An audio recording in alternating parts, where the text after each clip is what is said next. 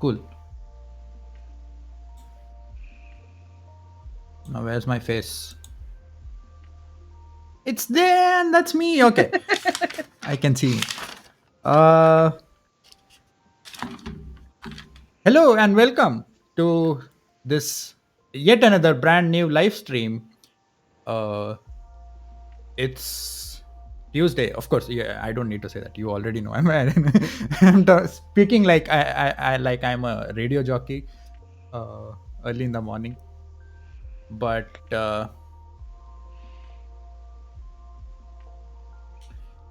new day, new topic.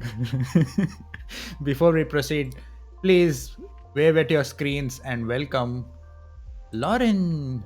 Sorry, Lauren K. Nixon. Hey! Hi. I should you apologize you because I brought my lunch. What's that? It's soup. Now everybody's curious. Tortilla soup with homemade bread. I made none of it. My other half made it. So. Okay. Lucky. It's cloudy, man. It's cold again today.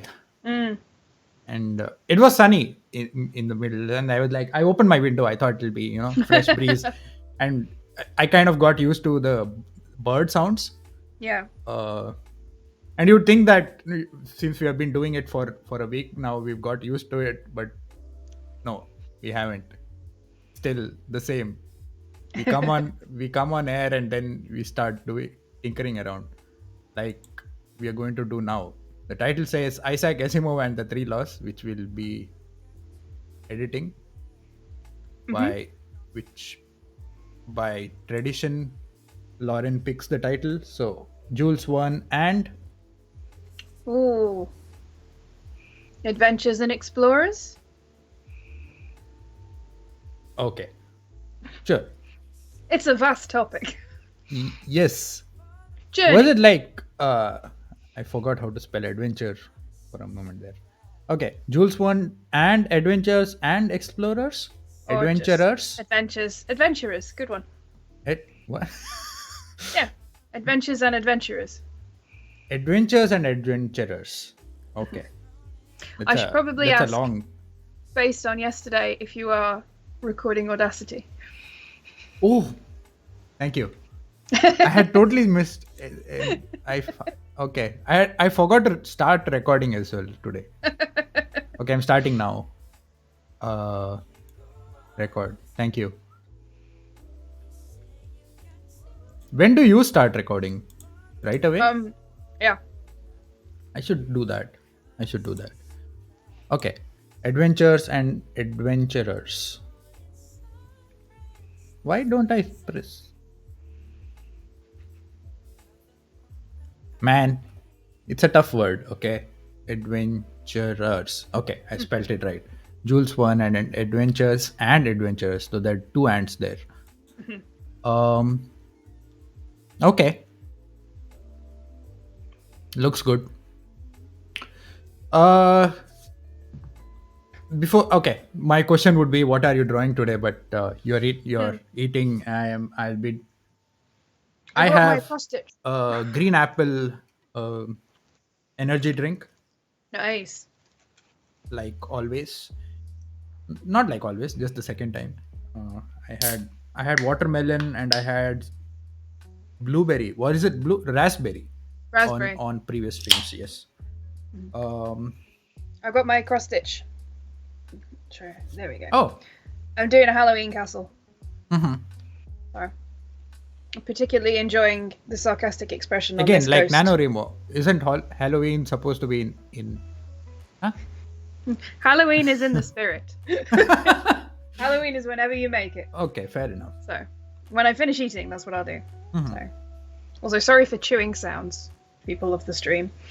Oh, I have gulping sounds all the time, so it's fine. It says we have one viewer, but I don't see a comment, so I don't know.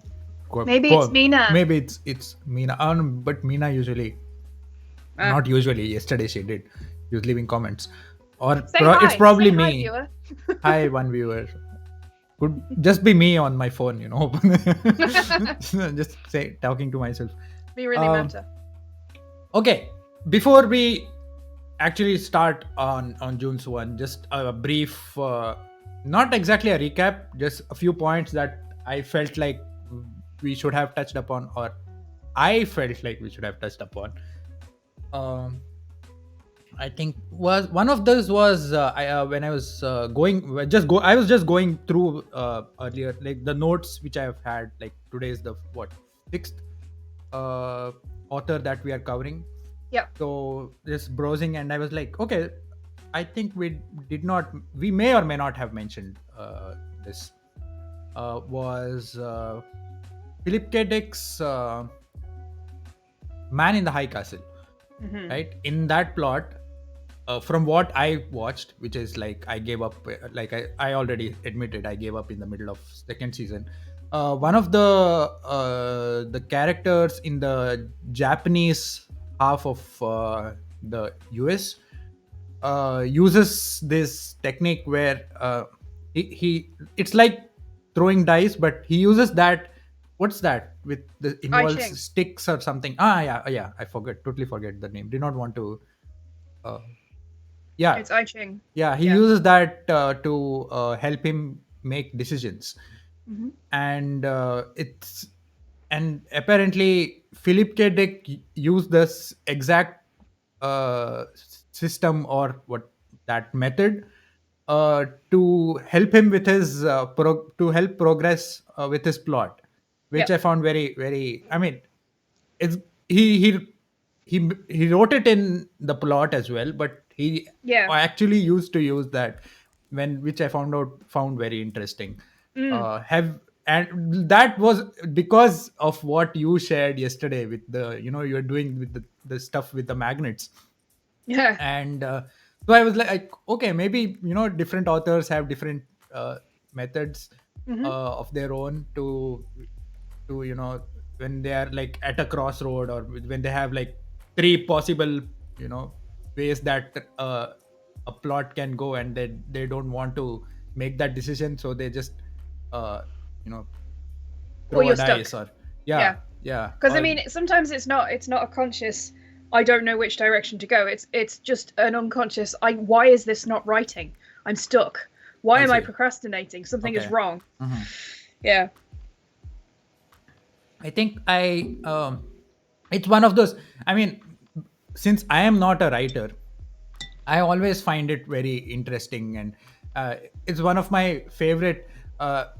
If For people who don't know, Lauren has her own Patreon page, and the links will obviously always be in the description.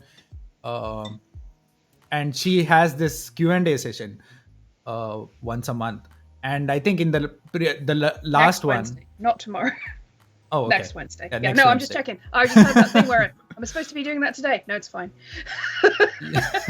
Okay, next Wednesday. So organized. So yeah, in the last month's Q&A, I think I happened to have my opportunity to ask a few questions, and that was one of the questions, I think, what, not exactly this question, but it was kind of related, where I think I asked you, if I remember correctly, um, what what are certain instances where you had a plan before you started writing of where the plot should go, Mm, or I mean, or a rough idea of how the plot goes, and yeah. then once you began writing, or in the midst of writing, you are like, okay, this is not really, Hmm. maybe it needs to go. So I asked you about what was the biggest deviation from your uh, plan that you went through, and I think you gave an answer which Hmm. I can't remember what I said either. yeah, but you pointed out, you talked about a certain fan fiction or something, if I am not wrong, or maybe Hmm. I am wrong, I don't know. uh, I have no memory. It was a yeah, month it's ago. fine. I mean, Yeah. I'll go back and read, and maybe we'll address it tomorrow, The but the thing I point can is, think, yeah, the only thing I can think of is the parrot.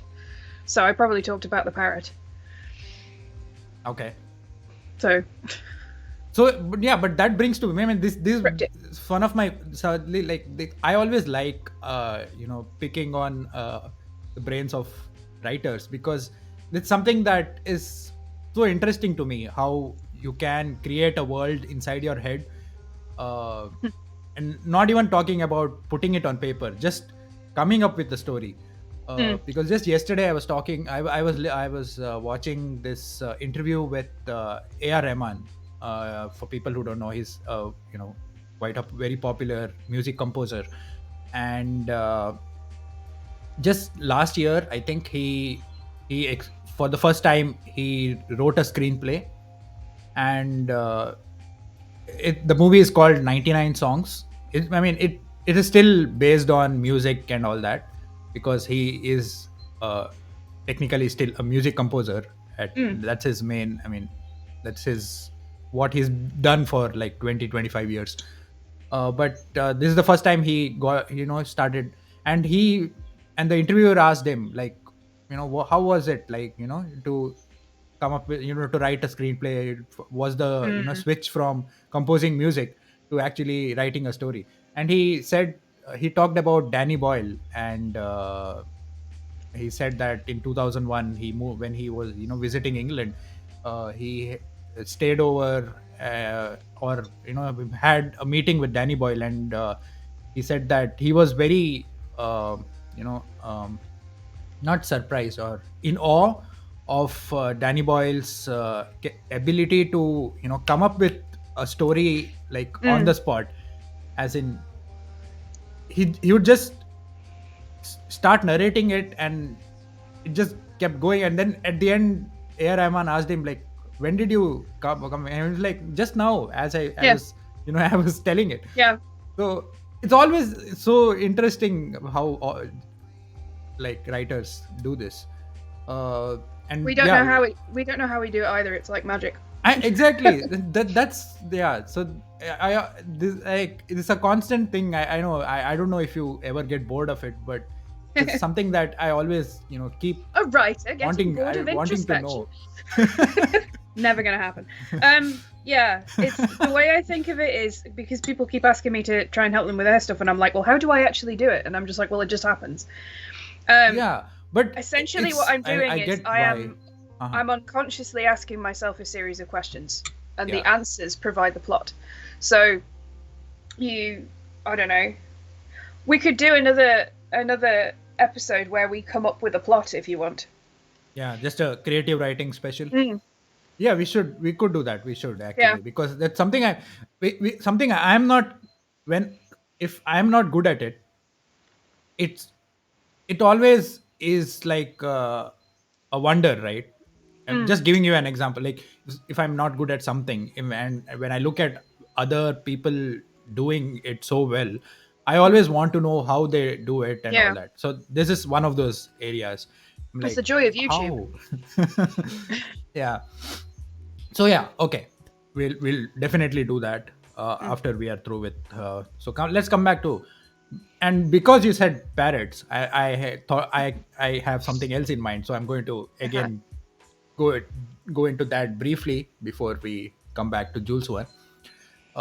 This is, of course, this has a little bit of yesterday's Isaac Asimov uh, ring, or at least connection to it.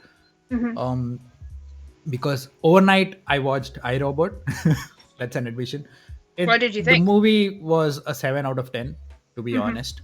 Yeah, I think that's fair. Yeah, I was particularly impressed with the CGI Hmm. for early 2000s. It was excellent. Hmm. A huge leap from the Matrix movies, which was like 3 or 4 years before. Yeah. Some of the effects were Yeah. extremely good. I mean, But from our point of view now, they're a bit but they were good enough to sell it. yeah. I mean, not comparing it, you cannot, that's not Mm. fair to compare it to 2021 standards. The way uh, my mum always does it is if a film it's the Jurassic Park effect. Because up till Jurassic Park, we'd always watched things and gone, oh, these effects are pretty cool, or that animation's cool. And at the end of Jurassic Park, we went, they must have been animatronic and CGI, those dinosaurs, but not for a moment during the film did we doubt that there were dinosaurs. Black Hawk Down, right You at the didn't? end, we watched I did. Sorry? I did. Jurassic Well, Park yeah. for me is like it's untouchable. I can't. I mean, Mm, it still is. It still stands the test of time for me. yeah, And then does. for me, it also is because it's the first movie I ever watched. So Mm. I'm kind of very attached to it That in was a the way. first movie I you ever watched? Jurassic Park was the first movie you ever watched? yes, That's awesome. that was the first movie I ever watched. The first movie I ever watched in a movie theater. So it's like, and even now I watch. I think I watched like last month or something. I watched it yet again, Yeah. and each time it still gives me goosebumps when the John Williams score comes on screen, when the Mm. first shot of wide shot of that dinosaurs at the drinking Yeah. when all the different species of dinosaurs drinking water, that wide shot, it's amazing. It's I excellently crafted. Yeah, I still feel it was way ahead of its time, even back like 28 years ago. Mhm. And even now it's still, even if Jurassic Park released in 2021 without all the previous, let's say, if there was none of the franchise existed, and just Yeah. the 1993 movie, take it out of that timeline and release it in 2021, it would still be pretty epic, in my Yeah. opinion. And like you said, the use of the animatronics, the use of CGIs, the Yeah. blending of it, it's, yeah, so seamless. Yeah. In Is it that one and what was the Black Hawk Down? Because we watched it. That is a very good film. And we got to the end of it and we went, oh look, there's a special effects thing. What special effects would there have been? And then we went, well, of course they couldn't crash actual helicopters, but we Yeah. really believed that they had for the film. So uh-huh. I haven't watched that, but oh, it's good. the one that I do recall now from the way that you said it would be Space Jam, Yes. 1997, which I watched a month ago for the first time, and obviously that feels so dated when you Mm. when you watch it now. Um, Ghostbusters, the Ghostbusters effect. I won't watch Great that one film, either. great film, wonderful film. Loved it when I was a child. Saw it as an adult and went, okay, let's put all the sexism away and let's just deal with the Yeah. film. It's still a great film. Those effects are so bad, but you hear the music, amazing. Hmm. Did you Amazing. watch I the can't Space wait for Jam anyone. 2 trailer though? No, With I didn't even know there was one. I think you told me last week. uh-huh. You should watch it. I mean, Yeah. it's amazing. Of course, because they're using the current modern technology and stuff. So it has, like, you cannot compare it with the 1997 one. So Yeah. that's like, yeah, totally two different movies now. Yeah. Even though there's Looney Tunes, there's basketball, all the same thing stuff, but entirely different, two different movies. Yeah. So parrots, quickly. Yesterday in that movie, in iRobot, yeah, Mhm. uh, there was a brief instance, I think, towards the end, where the there are two robots that communicate with each other at one shot. For our sake, they talk to each other in English, Rather than uh, binary, yeah. to make us, to help us, the viewer. um the rogue, what I always think of PS5. I forget the name of that.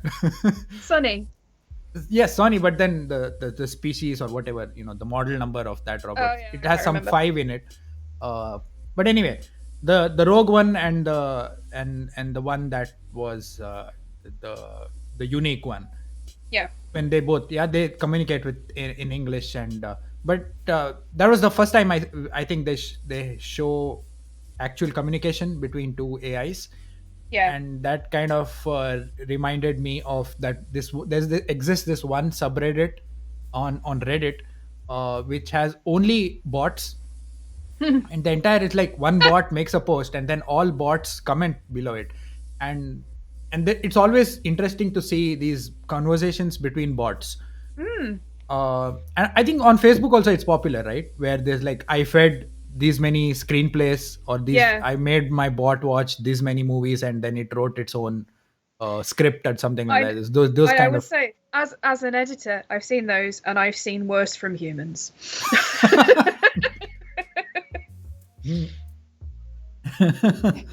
Okay. Yeah, obviously. I mean, it there was that scene, where Will Smith asks the robot. I mean, he says to Sonny, he's like, humans can create art, and humans can create a symphony. And then the Sonny asks, can you? That line That's a was, great line. yeah, That's that a was great line. hilarious. Yeah, it's like, That was one not of the all few. humans are the same, right? We've Yeah, created great things, but it's not, I didn't create anything great. We yeah, together created great things. yeah. But when you come to the individual, break it down to the individual level, i I'm just standing like that Albert Einstein quote, as in, we Standing on the stand shoulders of giants. exactly, yeah. Yeah, uh, so yeah, that it, like, and now what you said, bots sometimes can also come up with stories much better than most humans uh, do. But I keep deviating from that parrot.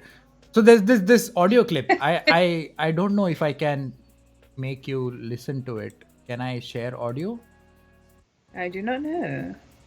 I'll just try to Only share you can know. computer. I think probably I won't be able to hear it No, because I I can't hear the background no, music. I'll So share computer sound.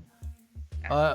Just let me know what you think. First, listen to this. This is a clip of, this is a clip of two parrots talking to each other.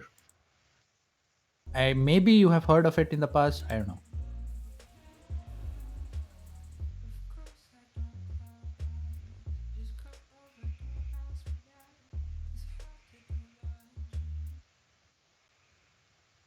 Hang on, it's playing. Oh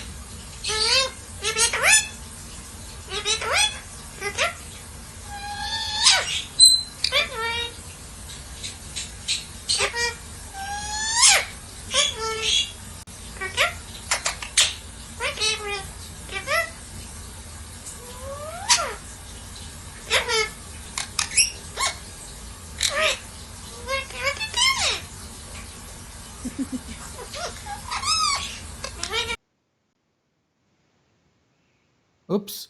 Anyway, uh, I hope you were able to hear some of yeah, it. Okay, I'm going to stop sharing. Yeah, back to, so if you hear, it's like they're doing that, those kissing sounds that humans probably they learned from, picked mm, it up from humans doing it to them, where like, yeah, mwah, mwah, and one parrot asks to the other, what are you doing, those, that high pitched baby voice that yeah, humans employ when talking to pets. yeah, So the parrot is asking, one parrot asks to the other, what are you doing, with that high pitched voice. And it goes on to do those kissing noises. yeah, So that's just from, that's another one, like, I think in I wanted to come to that that one scene where the Sonny learns to wink from the human, and he asks Will Smith what it means, and mm, he says it is a sign of trust or something. It's in that's how mm. did he, yeah, that's what he said. Okay. Well, uh I mean, I haven't seen it since I was about 18. So Okay, okay. So yeah, no. The point was, yesterday we talked about, how much the AI uh, learns from observation, at, and it'll, we talked about at how the AI, as it gets more and more complex, starts to learn about emotions and all this, and we discussed at what stage do we count it, the robot, as an autonomous yeah, uh, person or whatever. yeah, uh, So yeah, the couple of stuff that I had to talk about after watching I Robot. Yeah. Um, so yeah, spent 20 minutes on that segue. Uh, Jules won. Yes. Yes. Uh, the Wikipedia page says father of science fiction. Is that, do you agree with it, or is it I one of mean, those marketing? they're all sound bites, really, aren't they? Because everyone we've looked at's been like the father of science fiction, the mother of science fiction, the Shakespeare of science Yeah, fiction, the Charles Dickens of science fiction, and I'm like, yeah, well, I mean, they're all really good, yeah, uh, and in some ways I do agree, and in other ways I don't. yeah. So I also came across this somewhere else on the internet again when I was doing my in quotes research. Uh, was he is along with Mary Shelley, is arguably called also as the creator of science fiction, mm, because I yes. think it's also because of that. He was like what, 9 or 10 years younger, like junior to Mary Shelley in terms of by year of birth. Hmm. Um, so they more or less lived in the same uh, time. Yeah. Um, and even though I think they wrote about much different topics, Yeah. um, but still pretty much science fiction authors. And so yeah, that's how we'll start. Born 1828, so that's established. Most almost all of his life was in the 19th century. He died 1905, uh, just long enough to see Wright brothers succeed. Um, and we'll come to his later years toward in of course in the later half of the episode. uh, let's start with, shall we go chronological? This is a question that I always I ask, and guess you'll say yeah, of course. it makes sense. It makes sense. So the first one is, we'll start with 1865. That Hmm. is, Jules Verne was 37 years old. I think he comparatively a late bloomer. Would you say In terms of in writing, yes. yeah, okay. um so he was already 37 years of age at this time. He is not his first, I wouldn't say his first, I don't know, maybe, but he probably had written novels He was by then. first published. We'll Uh-huh. say he was first published then. Okay. It takes a while. I Yeah, mean, Mary Shelley was pretty hot on her game to be doing that yeah, at 19. she got So, lucky. Yeah. So yeah, Earth to the Moon. yeah. Big, big story, big break. uh, I would say, in terms of all that prophecy, because this is like, it took 104 years for that, to what he imagined, to become a reality. Because way back in 1865 he talked about, or at least I haven't read the book. Okay, Yeah. let's establish that already. Maybe I'm sure you have, Jules Verne. Mostly I've come into contact with Jules Verne through movies. Okay, got it. So, Um, okay then. So Earth to the Moon, apparently, he was quite accurate to a mhm. large extent with his prophecies, or at least he used calculations, um, and or little of what was known at the time, because there Yeah. were no computers and stuff around, all these handwritten calculations and stuff. But he got a lot of it accurate, in the sense that he, in the story, he said he talks about uh, the journey taking 3 days, Yeah. which was the time Apollo 11 took in 1969. Yeah. And he also got the the launch site accurate to within 50 miles, apparently. Yeah. So to predict that USA, him being a French writer, to predict in 1865 that USA would be the ones going to the moon. That I think The next was, big superpower. yeah. Yeah. um, that was pretty amazing. And of course the landing site, I think, is I don't know, I seriously don't know how he could have predicted that. I think Well, that's it's just coincidence. possible.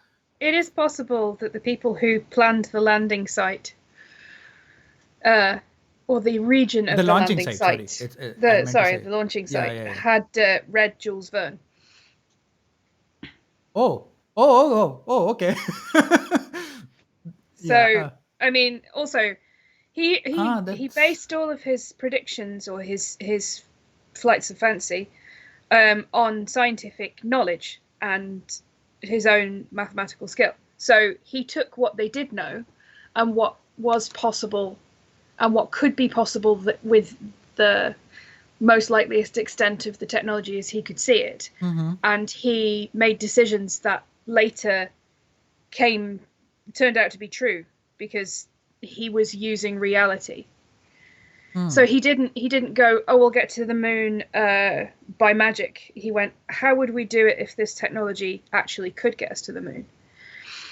But yeah, the Oh, takeoff, so you the mean launch site is a logical he conclusion. it was very logical Yeah, even back then too, because he was like, okay, if I was to launch something, I would pick the east coast of North America.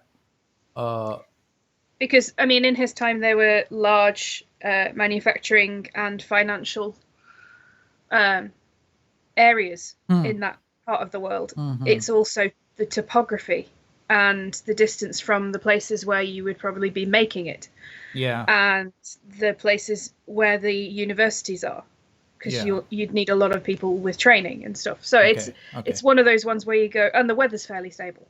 Yeah. No, So because okay, I hadn't considered all of that. I What I was thinking was the reason why we tend to pick the east coast of land, like even in India, the launching sites are in or in the on the east coast of India, mm, is of course because we launch up and if there is a failure, it lands in the water, right? I mean, that's yes, one of those also that. that. But then in his story, he does not talk of vertical liftoff, right? In his No, story, he's talking about the 30-degree launch, like cannon, yeah, like is the the space gun. technology he's talking about. Yeah. Yeah. So that did not, of course, did not make sense. So I was pretty sure he did not think of that as in taking the rotation of the earth into account and all that. So I was Mm, like, that has to be coincidence. But yeah, this makes a lot of sense. yeah. I'm talking about, yeah, the how these because of trade and all these the eastern ports were much more rich Mm, in terms of infrastructure and all that. yeah. So yeah. uh, Oh, nice. But yeah, the canon that has Yeah. apparently, okay, it's not a reality. Of course, we know that because we have since then his technology he was pretty outdated by the Yeah. time we learned how to uh, or at least our space organizations came up. We already had jet propulsion and all that, Yeah. so we preferred vertical liftoff. But it, and this is the first I heard of it in the episode, so I'm curious. I'll go back and look it up because apparently there have been the research on launching projectiles at 30 degrees directly Yeah. into orbit. So I'm curious to know more about it.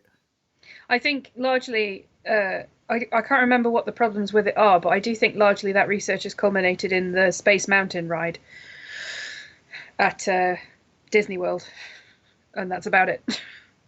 Okay. Oh, I did not think of amusement parks. I was like, Yeah. what's that? It's the first thing that came into my head was because it's one of the I'm not good at roller coasters. I don't like going upside down. I don't especially like being dropped from great heights. I like the ones where you go on a boat or you Hmm. get spun around really fast.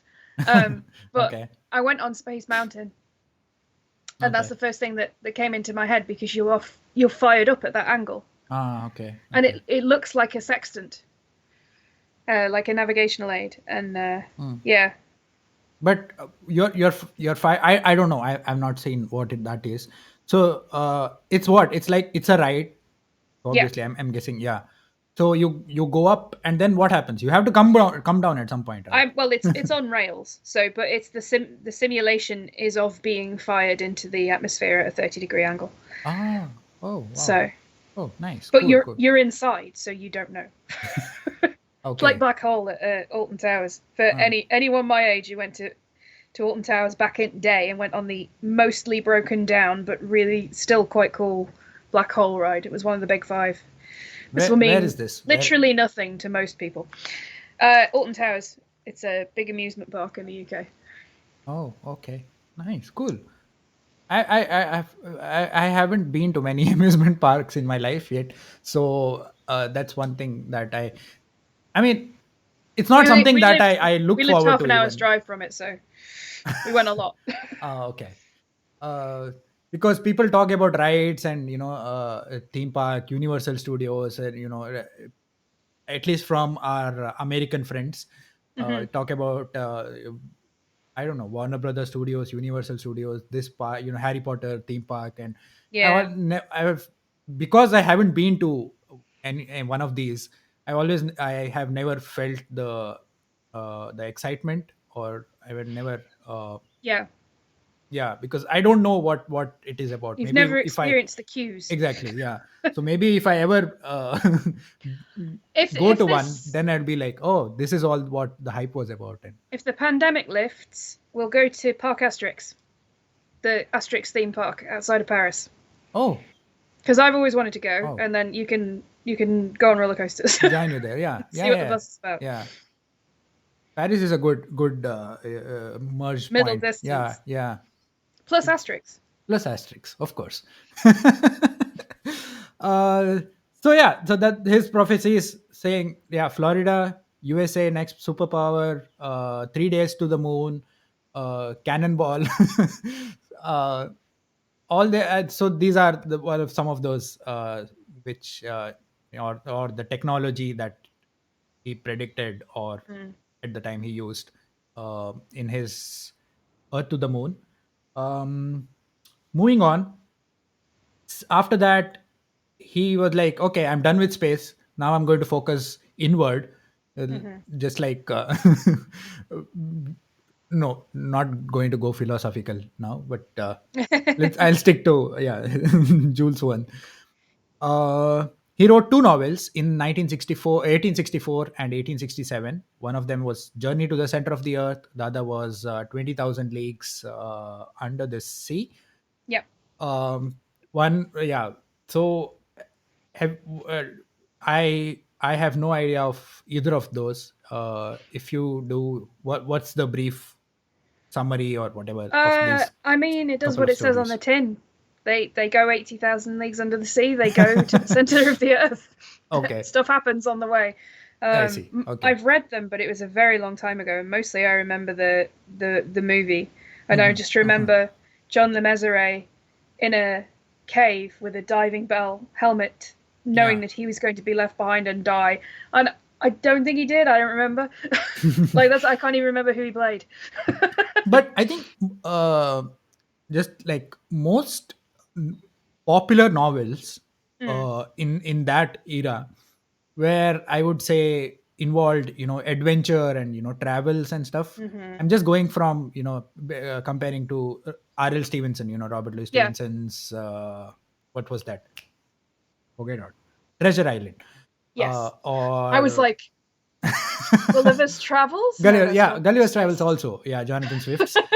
So it involved traveling from traveling away from home Hmm. on sea, and then there's a storm and getting stranded. Or that was one of those popular plot lines. or Yeah. or in the case of Jules one, who was like, I'll go a step further, I'll go down. I won't travel. Yeah. And Where can't we go? Well, yeah, also, I suppose you've got to remember at the time it was a time when we were exploring everywhere. yes. I say we, and I mean the Western countries, Mhm, uh, mhm. because we, you Europeans know, mostly. we were finding the source of the Nile. We were trying to find, well, always a quest for new land and new adventure. Yeah, yeah, And it was all written up in the newspapers. So yeah, adventure stories were really popular because they were actually happening. yeah, yeah, So I guess what Jules Verne did was go, all right, and I've done, and he did do some where they were just adventure stories on Earth, and mhm, then he went, I can make this better.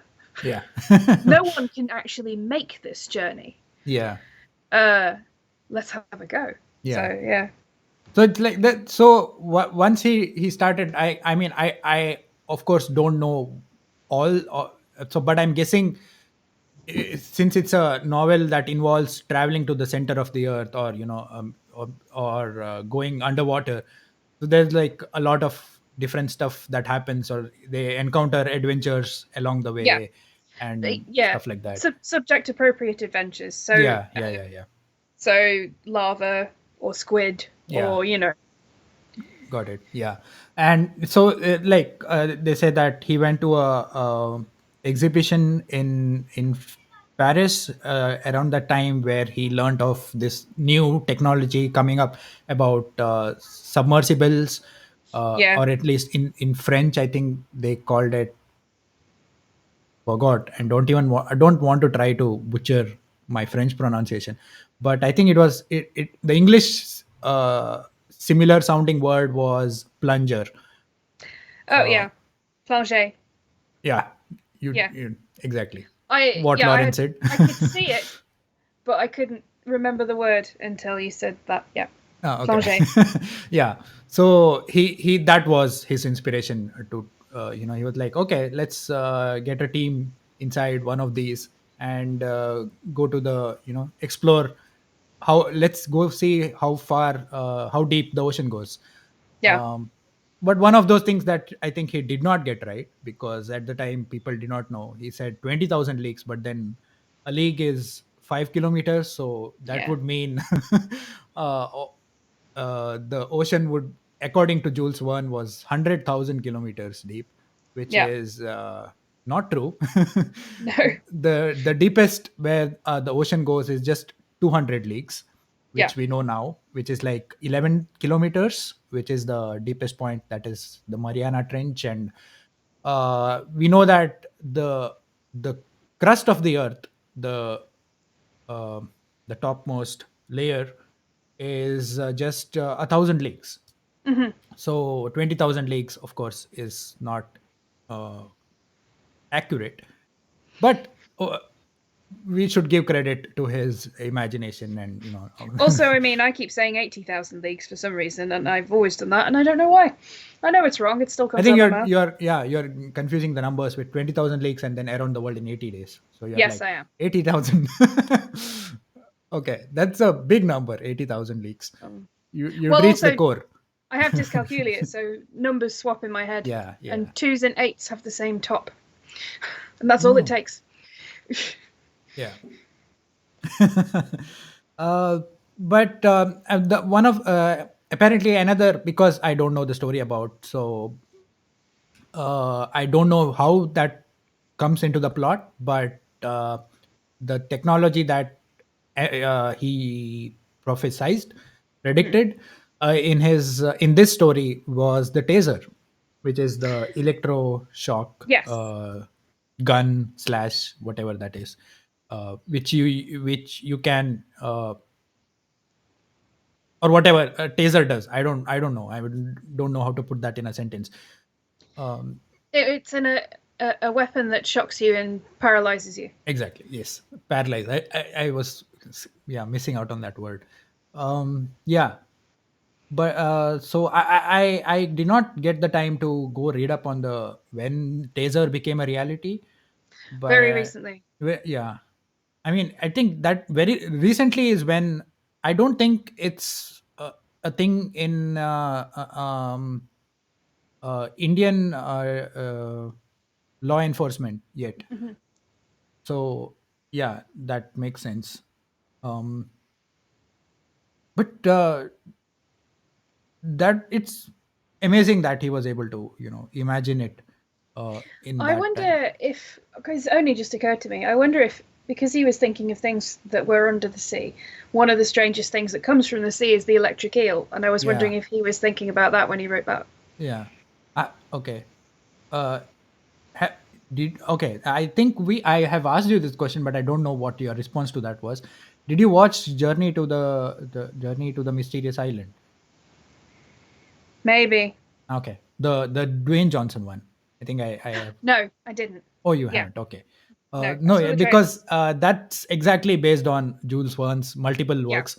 And that also has the Nautilus. They discover it under the volcano. They find it. yeah. There is that.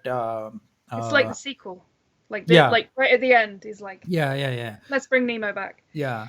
And the Captain Nemo equivalent, of course, because it's a modern adaptation, Yeah. is played by the guy the British actor who uh, plays Butler in the Christopher Nolan's Batman movies. Um, I think I he. I cannot. Michael Caine. Yes, yes, That's the only. There are two Alfreds that I can remember the names of, and that's him and Sean yeah, Pertwee. yeah. So Michael Caine, he plays the guy, the old guy who gets stranded Oh, on the mysterious island, and he'll do that well. yeah. Uh, but yeah, nice movie, cool movie. But I'll of course keep referencing that movie throughout this episode. I'll put that Uh, on my list. yeah, it's I mean, it's not like it's a fun movie. Mm, Like you shouldn't be too critical of it no. in terms of production and effects and all that. If You it's the kind of movie that you would quite happily keep your pajamas on a Saturday morning when it's raining to Oh watch, yes, absolutely, then it is absolutely. exactly what the other Jules Verne based movies are Yeah, from the 50s and 60s, and it is therefore perfect. yeah. I think it's a in my opinion it was a work of science fiction on its own, just that Yeah. movie, because without giving away spoilers, I'll tell you that the start of the movie begins with them theorizing that the mysterious island of Jules Verne and the Gulliver's Travels island of Jonathan Swift and the Treasure Island by R.L. Stevenson are the same island.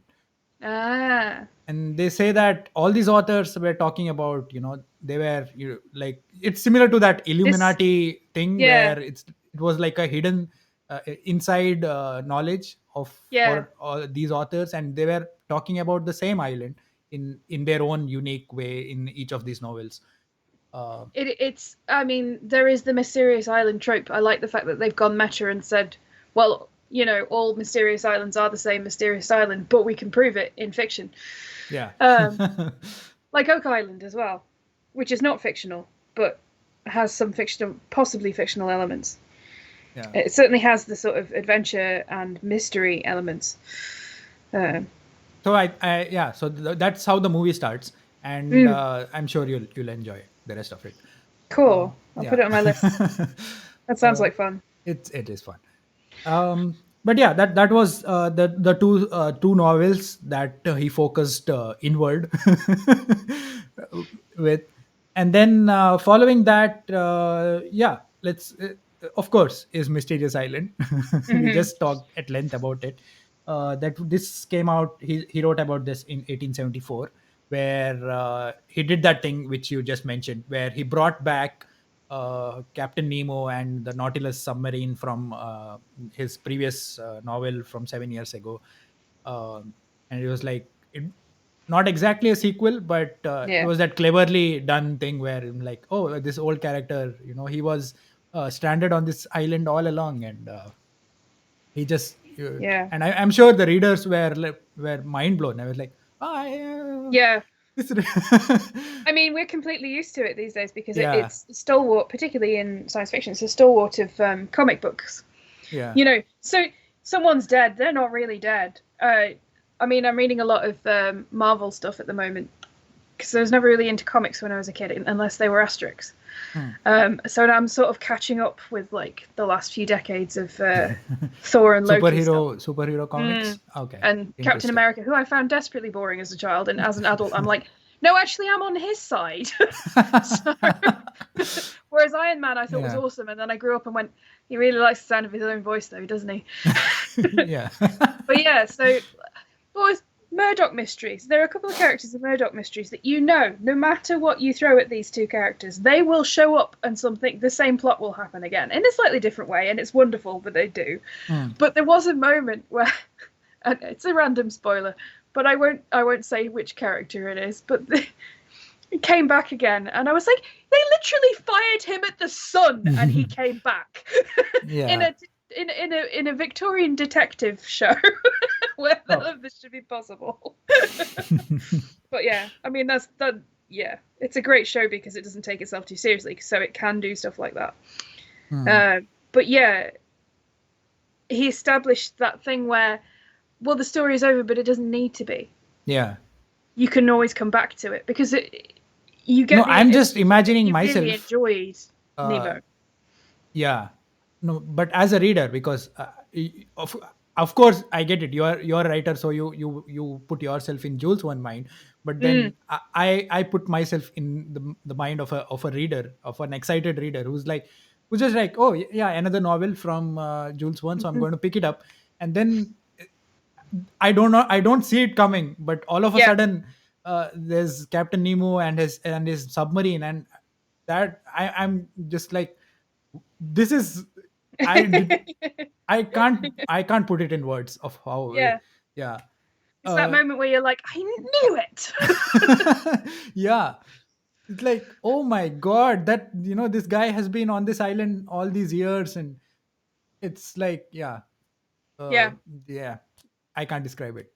uh the closest I'll come is when I think I've in I talked about this in a different video with Kelly, where I discussed how mind blown I was when uh, Tom Riddle flips his name around to make I am Lord Voldemort. Mm-hmm. I was just what 12 or 13 years at the time, and Mm-hmm. I hadn't read many books. Okay, I had been reading Goosebumps up until that point.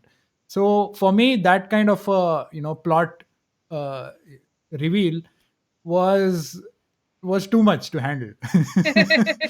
So I'm sure if I was alive in 1874 and reading, I would be like, I would just throw the book Yeah. in the air. I'm like, I give up and just run around for a while.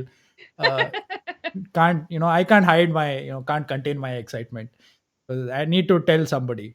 Uh, and of course, no social media, so I need to go screaming. Yeah. Yeah. So yeah, I just imagined 1874 me there for a while. But um, the technology, or at least the prophecy part, from coming out of mysterious island and the submarine and all that, is Captain Nemo has discovered that he can use water as fuel. Yeah.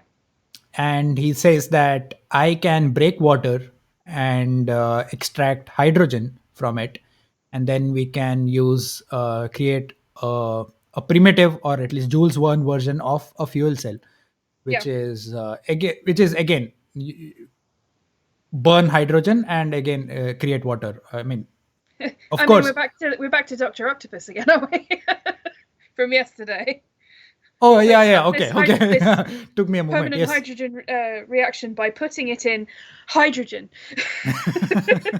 Yeah, but but when hydrogen burns, it creates energy, and that is what is the fuel part of that's how you get that energy. But then the byproduct is water. Yeah. um but yeah, in the age of what, early chemical cells, uh I mean, this is what, 1874. Uh, this was the second of his amazing, at least for me, Mm. of his amazing, foresights, uh, to imagine a hydrogen fuel cell was pretty epic. Yeah. Uh, and but the okay, don't want to. I'll just show you. This is nothing to do with Jules one, but just for something. Yeah, I'm not even showing off though. Just wanted to tell people if they are. I mean, those who are listening will not be able to see this. I'll share my screen with Lauren because I need to show her something. Can you see this? Not yet. It's still black. Oh, okay. Oh yeah.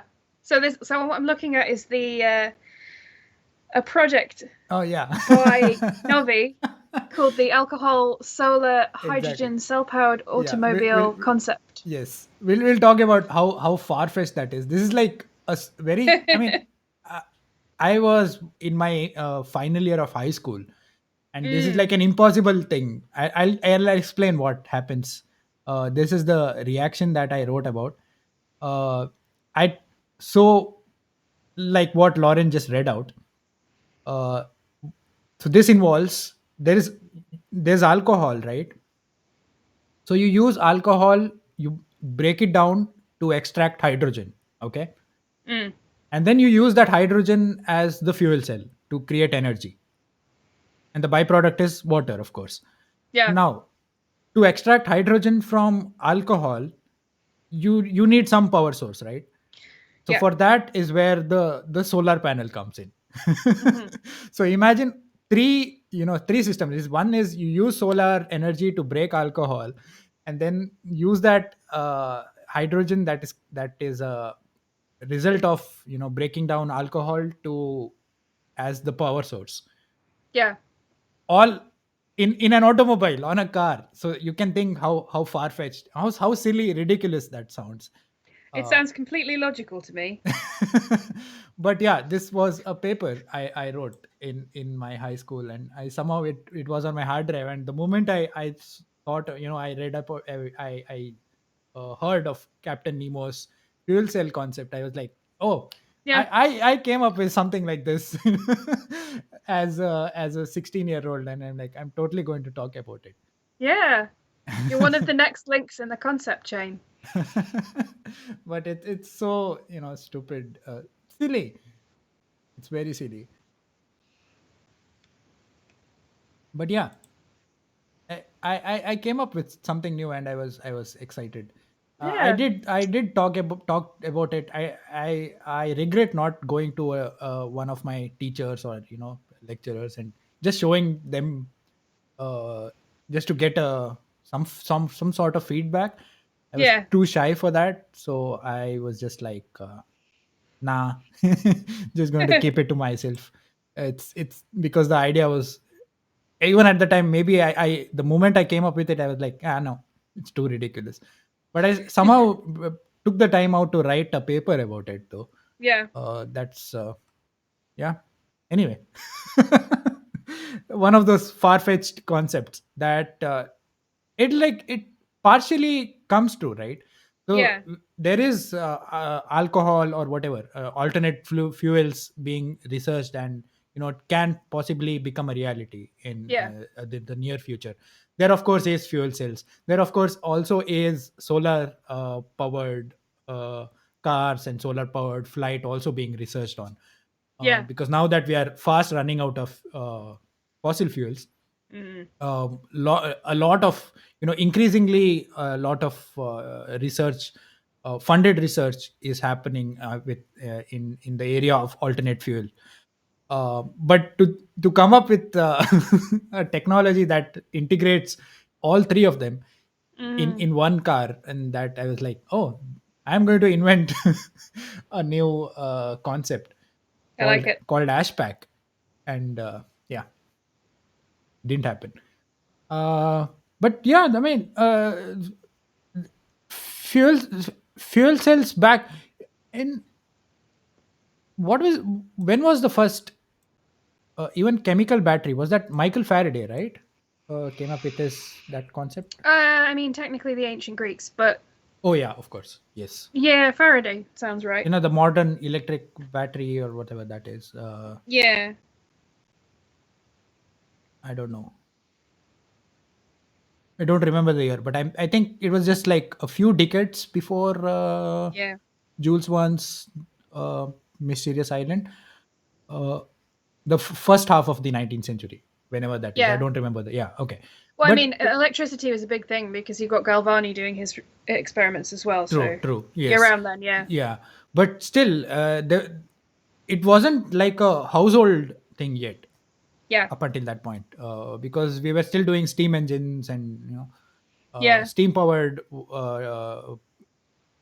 steam power was still the predominant source of energy in the house and even in automobiles and But we uh, were talking about it, not just in fiction. We were talking about it in the newspapers, and people were saying what would happen if, as we do today. hmm, hmm, hmm. So I Yeah, imagine he would. That's where that came from. Is he was going, well, how would it work if you applied it yeah, like you were doing? yeah. Yeah. Yes. Yeah, so that was again, yeah, epic. But anyway, soon, around also around that time, he also published Around the World in 80 Days, which Hmm. we just talked about a while ago, which involved going around in a hot air balloon. I don't know the. I I think I've read mean, a comic version of Around the World in 80 Days. Uh, mostly my experience of this is the brilliant 1990s children's television cartoon of the main character is played by a lion in a top hat, and that's mostly what I remember about it. I remember that I loved it, and I remember there was a lion in a top hat. okay. Everyone was an animal. It was one of those ones where the animals wore suits and stuff, and but they were Ah, really people. oh yeah, those animal uh, protagonist cartoons. Yeah, yeah. Okay. I think I read it I saw I read a comic version of Around the World in 80 Mm, days. So uh, I, I even that was like a couple of decades ago. So I don't remember any of it now. But all I know was there was a hot air balloon involved, which and that's how I think they traveled. I may or may not be wrong. yeah. That's a good sentence. Uh, uh, but okay, but soon after though, like not soon after, 14 years later, he Hmm. wrote Robert the Conqueror, Yes. in which he moved from the hot air balloon concept to the precursor to the airship, which we talked at length in the previous podcast, uh, when we talked about flight. Yeah. So in this story, he came up with a concept which was similar to the Zeppelin, which Yeah. came like 15 years after this novel. The airships basically. And this was had he he used the propellers and stuff, so it Yeah. was not exactly uh, it's okay. How did hot air balloons travel transversely? I'm not I'm kind sure. of confused. I think they went with the wind. Okay. So here in this in the albatross he used propellers. So I Mm. just wanted to I wanted to compare a hot air balloon, and I was like, how but yeah. Because I was like, how do you travel the world in 80 days in a hot air balloon? I was like, you only go up, but how do you go across? I'm kind of We need was Emily. confused. Yeah, maybe but you're right. Of course they use sails. Yeah. Yeah. I was just imagining a balloon like that, and I'm Yeah. like, no, that it had to have had sails Yeah. to help it use the wind. Yeah, but anyway, he used the propellers were used. in this concept of the albatross, and this was the, like I said, the precursor to the zeppelins, the airships, and all that, which came up with the beginning of the 20th century. Yeah. And I think, yeah, he again lived long enough to see that become a reality. uh, but I think we are coming towards the end of his lifetime, though, Mm. at this point. But are you aware of what exactly was going through his personal life? Because I am not, and I was like, they didn't, and also they did not touch upon it a They lot. mentioned a few things, and then in passing, and then they didn't really go into more Yeah, detail. yeah, because it was Like, like, you get the impression that he was quite lonely towards the yeah, end. yeah, Although whether that was his fault or not, I do not know. yeah, yeah. Even I am not aware of his what was going through his personal life at that time. But Mm. I was like, they he yeah, he became a sort of a recluse. I think it's similar to who was that, who ended up, this is like I'm going through that overload, right? Overdose of Yeah. science fiction authors. I'm like, is it H.G. Wells? Is it Philip K. Dick? We One of the authors in the past week we talked about, who towards the end of their life, who paranoia took over. And Oh well, Philip K. Dick, okay, definitely, okay, yeah. uh so I to an feel, extent, yeah, so that kind of reminded me of and that, H.G. Wells. oh. I think it's a thing that happens to It's a common humans. thing, right? Yeah, yeah, Yeah. yeah. Even Nikola Tesla also went through that Yeah. towards, yeah, because it, yeah, seems to be a common occurrence. Mm. uh Well, I mean, also he was creating things that he considered to be death rays, so I mean, a certain amount of paranoia is to be expected. yeah, but so that kind of is unexplained, or at least I am not aware of. Yeah. But if people who are watching or listening to this are aware, do leave it in the comments, Hmm. and we would love to know. But we just know that his health was failing Yeah. at around this time, in the towards the end of the 1800s. And he went into this in a I don't know if it was a fit of rage or what it was, but he ended up destroying a large chunk of his unpublished works, Yeah. um that just now lost forever. And but some of it did survive. And one of those was discovered as recent as 1989 by his Mm. great grandson, um, and eventually published in 1994, which was 131 years after it was written, which is Jules Verne's final novel, is called Paris in the 20th Century. Mm. Is have you heard of, or at least have No, I you have? remember the story of its discovery, but I've not read it I see. or come Okay, across the plot. okay. Me neither. I don't know what it is about, but the little I know of it from the episode and from Wikipedia is it is set in 1960s Paris. So he wrote it in the 1860s. So of course he was imagining Paris 100 years from in the future. Yeah. Um, and for some reason it went unpublished. I don't know what Yeah. happened. Well, I think there's a thing. Certainly, it's a thing that some authors do, is that they don't want their stuff that they haven't fully edited to be Mhm, released. mhm. So I know when Terry Pratchett passed away, his executor, it was stated in his will to take his unpublished work on a hard drive and squash it beneath a steamroller, Wow. which he took great delight in doing. Roald Dahl's wife burned his unfinished manuscripts at his request after At his his death. request. Okay, I was waiting for that. I was like, what? Yeah, Okay, okay. it's Uh, a measure of is it? we we choose when to let these things out into the world, and if they're not ready, there's an element of not wanting to be remembered for that one. Okay. Is it like I mean, is it like this feeling of not wanting your imperfections out in the open? Probably there's a part of that.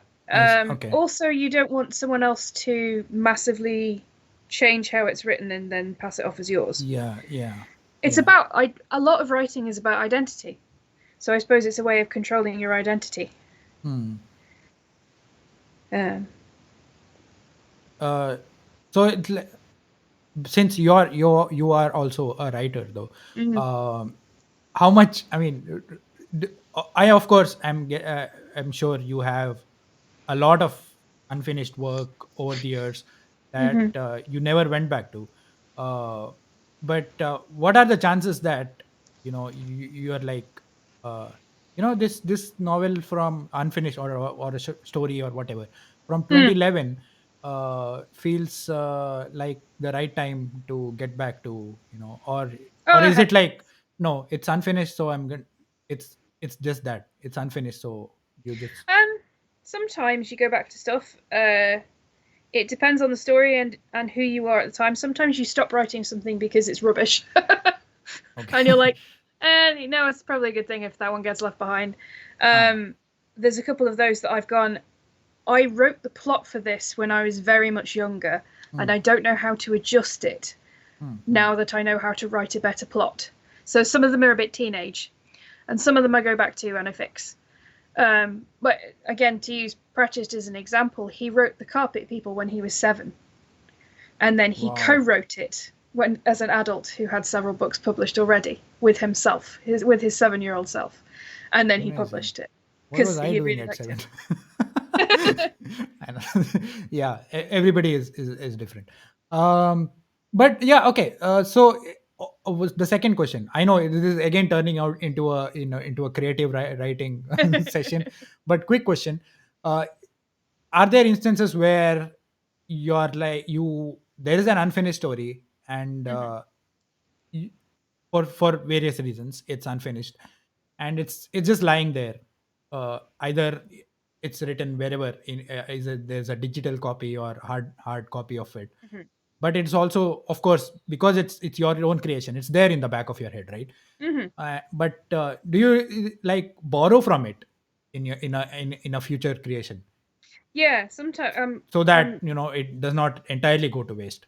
yeah, there's Maybe a character or a part of the or a good plot, line, a really or good yeah, line. yeah, yeah, yeah, a good line as Yeah, well. definitely. There's a few things because I started off as a fan fiction writer. I mean, I started off as a writer, but then I realized that if I wanted to hone stuff, I'd have to practice, and fan fiction is a really good way of doing that. Plus, you get to hang out with the characters that you want to progress the storyline of. Hmm. So, in the back of my mind at the moment, I'm planning a Loki, Thor, Asgardian character, and Yeah. she's great, and I love her. She's a lot of fun. Hmm.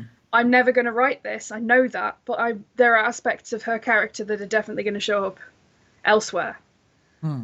Um, and yeah, so I'm sketching down the odd line as it occurs to me. Yeah. But yeah, but she like when she does, she won't be recognizable as the character or that she came from a sort of Marvel background. Hmm. Um, Hmm. Writers retell. We're storytellers. We retell stories, even if they're our stories, Yeah. um, over and over. Hmm. Which is the problem with editing your own work. Okay, so another related question, but of course, I promise it has it is connected to Jules Verne. Uh, of authors, or at least all the six authors for sure that we have covered so far, have of course had these uh, have writing careers spanning decades, right? Yeah. And and you as well have been writing for what, at least 2 decades? Well, seriously, for at least one. Yeah. Okay. Yeah. So when you go back and read your own work from Mm-hmm. the past, or from your experience of reading works from the same author, spanning Mm-hmm. a lengthy period of time, Uh-huh. my so the the question is, do you notice, is it noticeable, the change in 100%. the writing style, or 100%. okay, okay. If it's your own work, you go back and you go, oh God, oh, what is this? No, no, I wouldn't do it this way now. Oh no, change. Oh God, did I publish this? But again, I've mentioned it a few times. I've been reading the complete works of Edgar Allan Poe, and they are listed in chronological order, length order. So you've got Mm-hmm. poems, and then you've got short stories, and then there's the longer stories. Yeah. But the first 15, I was like, they've got a good idea, but because I curate the short story superstars, if I got this from a superstar, I'd say, this is pretty good. It needs work. Mm. And then the further I'm getting through the short stories, I'm going, yeah, okay, I get why people think that he's a great author now. But it took him a while to get there. So you can definitely tell. There's shifts in style, there's shifts in understanding. Pratchett, again, because I've read all but 2 of his books. Mm-hmm. So Mm-hmm. I've never read Dodger, and I've yet to read The Shepherd's Crown because there's a part of me that doesn't want it to be over quite yet. Mm. It's the last book he wrote. Yeah. And the you can feel the first few ones are joyful parodies of fantasy fiction. Yeah. So you can feel where they've come from. There's jokes about Conan the Barbarian. There's jokes Yeah. about different fantasy realms Yeah. of authors he's enjoyed. Yeah. And then he gets more and more skillful at that. And then in the last few, you could sort of he did them very well, but you could sort of feel the edges fraying of the world that he contained in his mind. There were bits that weren't quite as sharp, or they were a bit more disparate than I was used to, which is fascinating because I didn't think you'd be able to see it, but you can, just a little bit. Yeah. So this is again like the stuff we talked about Mary Shelley and also Philip K. Dick about personal life seeping into or at least the authors or the writers current state of mind, or what stuff going on in their real world, kind of subconsciously or at least Or just consciously. or consciously, yeah, coming through in their writing. Yeah. So you can see what their what inner struggles that kind, so it kind of it reflects, it's kind the characters in their stories in a way sometimes are going through the same things. Yeah. uh, so Yeah. We set our stories in ridiculous times and ridiculous places, but we are essentially exploring who we are. That's what being a writer is. yeah, It's telling a great story, but yeah, it's either asking who we are on a grand scale or who mm, we are on a small scale. yeah, And every yeah, time you write, even if your characters are wildly different from who you are as a person, they mm, are also a reflection of you. So they're an yeah, opposite. yeah, They're an antithesis. Yeah. So it comes through. mm. Because yeah, like I keep saying, my reading repertoire Mm-hmm. stuff that I've read is Uh-huh. very little, right? But from that as well, the most recent, I decided to read the Tintin comics Mm-hmm. in chronological order. If I think, yeah, we've Yeah. been keeping you up to date with my reading uh, adventures, Yeah. uh, and that is one of those things that I quickly picked up on, because I could see where, is it Harge, is that Mm-hmm. how you say the name of the author? Sergei's Adventures of Tintin. Yeah. Yeah. So after each comic, I went back and read up on his life, or at Yeah. least on what stage of his life he wrote that particular comic. And it was so apparent, based on even the artwork, Yeah. the evolution of the art in the comics, as well as of course the technology, because the evolution of the planes or the ships and the cars, it's so apparent. Yeah. uh, and even the mental state. because Yeah. during the Second World War he was going through depression, and he was, I think, even imprisoned for a brief while Mm-hmm. when Germany was occupying Belgium. And so all that, it comes out, like Yeah. you said, it could be subconscious, it could be consciously, as there is some part of that rebel in you, that you want to, you just want to let it out, and Mm. it comes out in your work. So that, yeah, that is where I first saw it, and I was Yeah. like, wow, I can actually connect to Herge right now, through Yeah. this adventure of Tintin. And That we talk about an author having a particular voice as well, and you can really tell when that voice changes. Yeah. So if we go back to our old friend Asterix, I think you've read all of those as well, No, but I or haven't reread done the them. chronological thing, that I'm yet Oh, to do okay. it.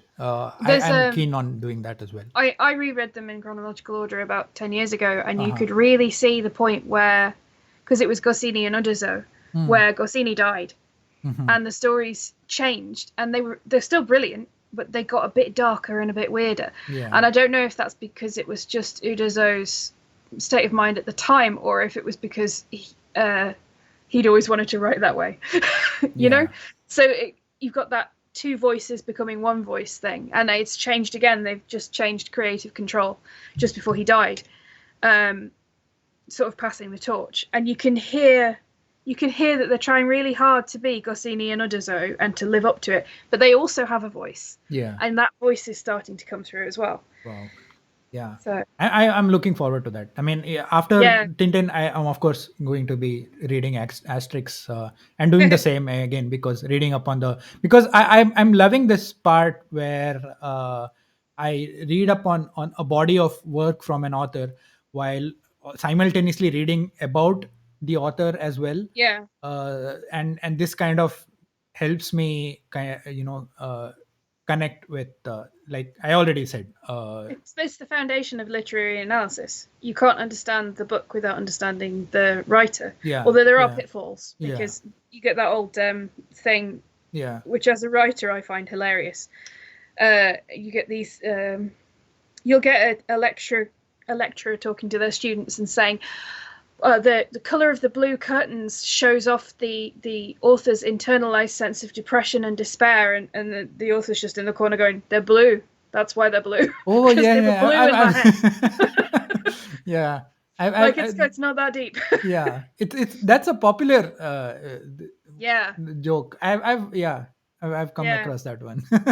Yeah, yeah. Sometimes it's just, sometimes there's nothing to it, yeah. but yeah, it can My be friend, seen as my friend Helly was something. telling me she's just reread one of my stories that's going to be published in this anthology. It's been published before. There's a character in it called Leo Jericho, Hmm. and there's another character called Eden.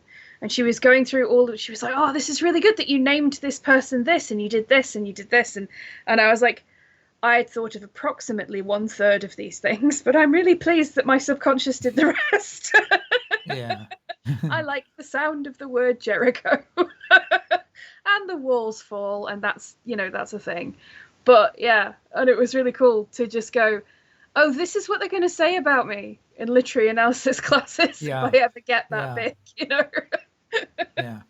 So yeah. So in terms of connecting that to Jules Verne, Mm, I would say, like, I know that people who study or who follow Jules Verne call themselves Vernians, and I would love to hear about from them, if they are watching slash listening to us right now, about Paris in the 20th century, because this, like, the novel was being founded in, being discovered in as late as 1989, and being mm, published in 94. I want to know if they, found something, like you said, it's possible. We don't know how much changes were made, yeah. because it was an unfinished work, and if at all there were any changes made, or was there an effort to make it sound like Jules Verne, or make it sound authentic. So I want to Mm, know from people who have studied Jules Verne at length, if they noticed, or if at all there are some noticeable tough differences, Mm. whatever That's similarities. a craft in itself, actually. Completing a manuscript from someone who's passed. Because being in science fiction and fantasy, you do get a lot of people who do that because obviously there's a huge realm of fan fiction, Yeah. but there's official fan fiction for a lot of things like Doctor Who. So many of the writers that I know from the fan fiction circuit, from the science fiction fantasy circuit, started off by being professional fan fiction writers. So they write the line of novels that goes with the series. Mm-hmm. So you have people who are skilled at matching the voice, Yeah. so that you and sometimes you go, oh, I can tell, but this is very well done. The one I'm thinking of at the moment is Ewan Colfer's Douglas Adams book, where he finished the story that Douglas Adams started, Mm. and it's like the next one in the Hitchhikers series, and you can feel Douglas Adams' his voice, but you can also feel Colfer's voice, but you can see where he's matched the style. Wow. I mean, I've read a lot. I've read a hell of a lot of stuff, and I've Yeah. I mean, written. I can So I see those patterns, but yeah. yeah, Yeah. I mean, I'm imagining to. I mean, the of course, like not being too experienced with writing and reading, mm, I can think of voice artists who yeah, lend their voice or try do this yeah, mimic other artists. But to do that in writing, for me, I'm curious to like the day I am good enough to uh, or identify something like mm. that would be one of those 1874 me moments where I throw the book in the air and go, oh, I did it. Like the day I realized the telegraph poles were called telegraph poles because they carried the telegraph. Yeah. I was 27 when I figured that out, Okay. and then I was like, well, obviously, Yeah, how those. has that never occurred to me? Yeah, one of those Yeah, mind blown moments. yeah, Yeah, so I look forward to that day when I'm able to do that, where I'm like, yeah, now I see where this person stopped writing, or at least yeah, and this person took over, and or at least is attempting to yeah, write in the style of the previous person, but is not quite, yeah. because I can see it. uh Another a fascinating one for me because I've read loads of Pratchett and I read loads of Gaiman, and for some reason I never read Good Omens, and I don't understand why because it's absolutely brilliant. And I watched the mhm. series and I went, I can hear him. I can hear his voice. I can hear Gaiman's voice, but I could hear Pratchett loud and clear. And I Wow. went, this is how have I avoided reading this for so long? For a start. And then, but yeah, because they wrote it together. Hmm. Essentially, I think they described the process as they were on the phone together, much in the way we do creative projects together, and they just spent the entire time giggling and going, "What about this?" And then Yeah. they write sections and they fire it back at each other. So yeah, yeah, but Yeah. it's like you say, it's like hearing someone singing differently, Yeah. Yeah. or a painting, a forgery of a Yes. painting or a copy. Yeah. Yeah. Wow. Yeah, it happens with music as well. Yeah, Yeah, music, voice artists, just the voice in movies, and when uh, an actor is deceased in the middle of the film project production, and then somebody else has to mimic the actor. uh, yeah, uh, like the uncanny valley we were talking about yesterday with Asimov, and that what you just said just reminded me of the effect they used to replace Princess Leia in the Rogue One film, and it's like they've got a doll and they've stretched a CGI of her face across it, and hmm. it's so unsettling because the mouth doesn't move quite right yet. They Uh-huh. like it's a great technology. They're not quite there Not yet, quite there. and it's Yeah, just yeah, like yeah, yeah, I get it. something's wrong here. Yeah. Yeah. Yeah. uh But okay, before we end today's podcast, quick question. I mean, quick adding to what you said about not consciously putting something into it, but then when people who are reading your work are able to read you better than you realize. Hmm. uh, I don't know if I put that right. I mean, like the I think the example you gave is your friend when they read your Yeah. they said, yeah, they were able to see through uh, uh, Decisions my subconscious had suggested to me that I yeah, ended up paying attention to. but Yeah. you hadn't realized it, and you were just like, I just wrote what came to my head, Yeah. but they were able to see it. And that I when we have what we have been doing, this over and analyzing, sometimes I feel like maybe, I think we've already talked about this, right? It, Hmm. like, when at the time of them writing, they weren't writing it as, I'm going to write it as a prophecy, or Yeah. they were just creating Good art stories. stories, exactly. Yeah. But people after them, like us, or are the generations in between the authors and us, right, in 2021, Yeah. who were got so influenced by them that they were either took it upon themselves to make it a reality, or Yeah. uh, like bring their creations to life, or subconsciously or consciously, uh, which resulted in all these, their prophecies coming true. Yeah. uh, so on that note, any closing thoughts on Jules Verne? I forgot to ask because I just mentioned one movie, but you said you have watched more. A bunch of them. Can you, yeah, Uh, so that, 20,000 Leagues Under the Sea. okay. Journey to the Center of the Earth. It's like those the claymation 1970s, might be 1960s. Hmm. Clash of the Titans movie. It's like one of those movies that you go, oh, there's nothing to do today. What's on telly? Oh, this will be good. Let me get some popcorn. But you're like, you wouldn't pay today. You wouldn't pay to go to the cinema to see it, but it's a great way to pass the time. Got it. Yeah. Um, yeah, I mean, to an extent, we're asking more of cinema, and it's sometimes it's nice to go back to what is just a good adventure story. Hmm.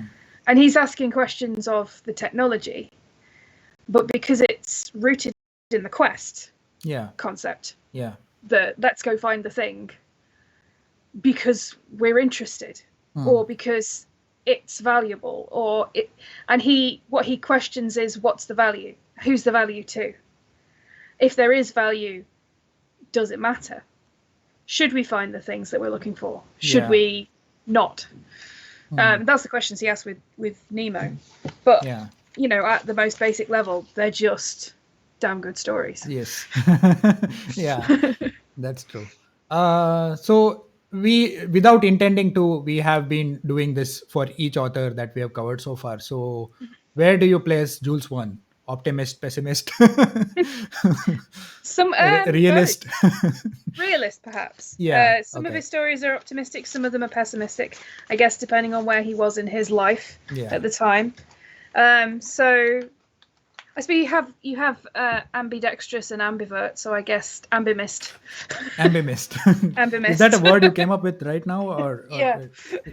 I don't know or if is, it's a real word. yeah, It even should be. I I'm shall hearing take of it. It that for the is first time. now a new word. Yeah, ambimist Yeah. is how we'll describe Jules Verne. So yeah, that brings us to the end of today's stream slash podcast episode. You will find the links to Lauren's social media, as well as her websites and stuff, in the description, as always. Mine as well. Um, Thank you for tuning in and listening to us Waff. ramble on, go way off topic, but Uh-huh. somehow always come back. Um, and tomorrow, what are we going to do Oh, tomorrow? that's a good point. Who is tomorrow? I have not looked yet today. Yeah, me neither. Robert Heinlein. I've never heard of him. Oh, you're in for a treat. Okay, can You're in you for can you is there any work that I've heard of at all? I have not yet googled him I'm or any. trying to remember because Okay, is there the any way I movie the or any way I book? think of books is I imagine the bookcase at my mum's house, And that shelf, all I can see in my head is the Herberts rather than the Highlands. Okay. Stranger in a Strange Land, Starship Troopers, Friday. Nope. Should be interesting tomorrow. Starship Troopers. That okay? Here's your assignment for the day. Go and watch that strange and very silly film. It's Okay. a product of when it was made in the early Okay. 2000s. I'll see. I mean, Yeah. I'll look up if it's on Netflix. I'll do that tonight, Uh-huh. so that I'll have something to contribute tomorrow. Otherwise, I'll be just be like a Wikipedia article, and Mm-hmm. Lauren will be like, no, I mean, Lauren of course will be telling us through what she's read, but I will be completely new. He's Uh, one of the big three. I So see. the big three authors are Heinlein, Camp, and Clarke. So Arthur C. Clarke. Okay. And For some reason I've never heard of this guy. I think it's just I've like never Philip K. Dick. discounted this. Like I said the same thing about him as well. Yeah, Where I and have then it turns out we've seen like millions of his films. yeah, Yeah, and Mary Shelley also. I never heard of her, but of course I knew about Frankenstein all along. yeah. But now that you said top three, and to on before we end on closing note, I had came up across this curious, interesting list of the most translated individual authors in Hmm. history, and it's a fun fact. Shakespeare. Of course, yes. It's going to be up there. Jules Verne is the second most translated Oh wow, author. that's cool. Yeah, more than Shakespeare actually, That's who's very number cool. three, and on number one is Agatha Christie. Yeah, well, that makes sense. Yeah, She's one of the queens of crime, and yeah. and I think, frankly, one of the queens I of think writing. this list is kind of uh, uh, uh, an accurate representation Hmm. of how popular they are outside of the language that they wrote in, Yeah, because it talks about how many languages or how many translations have been done of their works. yeah. So Agatha Christie number one makes sense, of course. So Jules Verne number two was a curious, I mean, something that I did not uh, or at least was like a not surprise, I would say, but something that I did not see. uh Shakespeare is number three, Hmm. and number four is Enid Blyton. I'm just Oh going yeah, through that list that now. makes sense. That makes That makes sense. sense, yeah. Number Yeah. five is Barbara Cartland. I have not heard Uh-huh. of her. um Oh. Oh, okay. So Barbara Cartland, is it like a she new wrote book going on romance. my list now? No. Okay. Well, not for me. I Okay, mean, okay. it's not my thing. I see. They're well written. They are, I mean, for again, I'm a sci-fi fan and a murder fan. I don't like romance, so I sound deeply snobby when I say for what they are.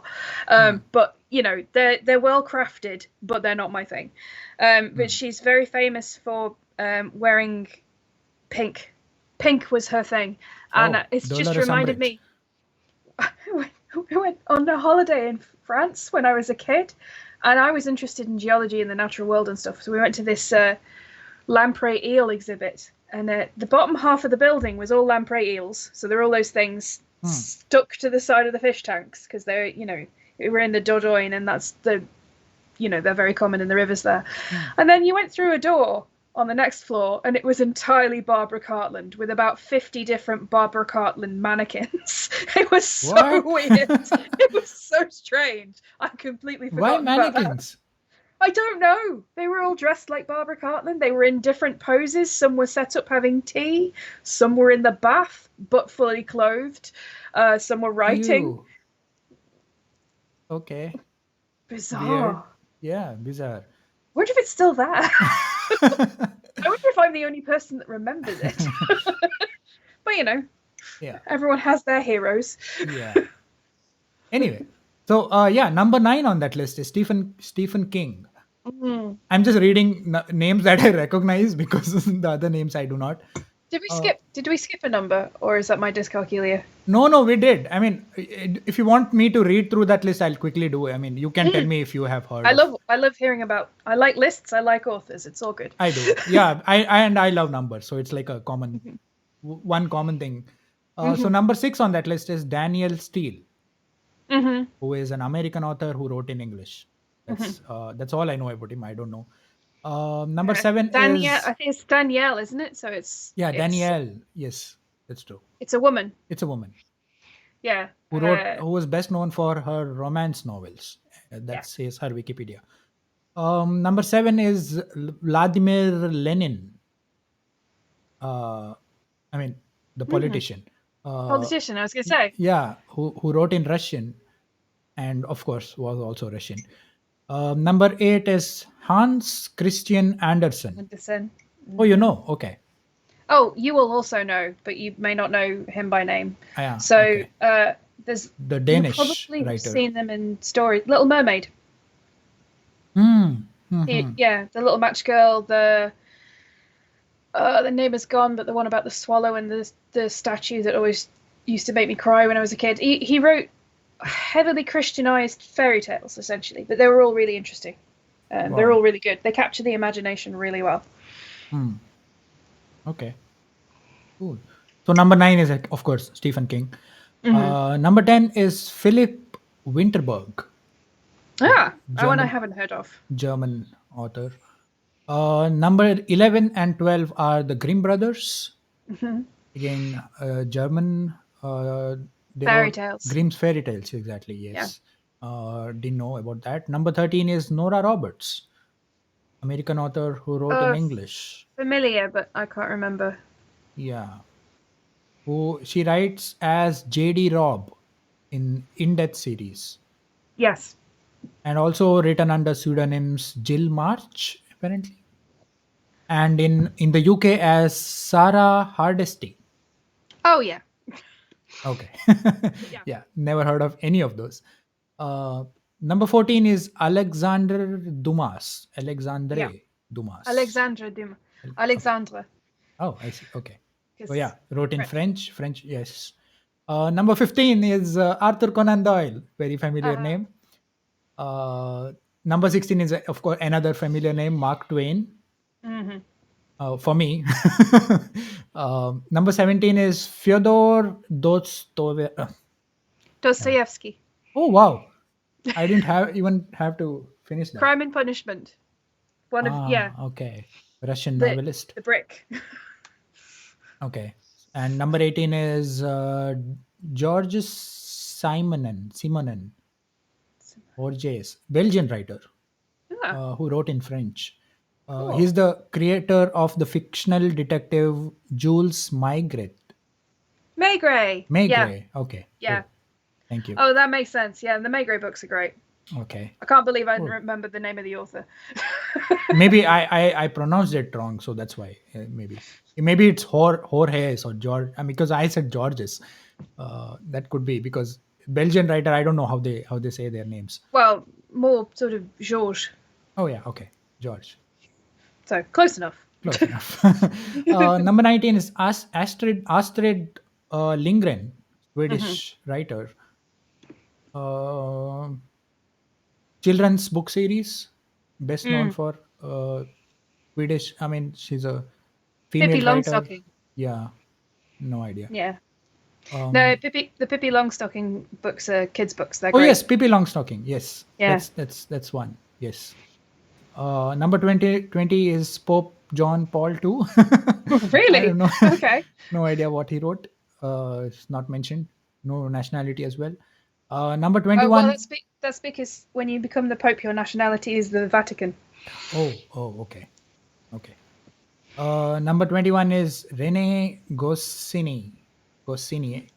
You should know Asterix. that one. Yes.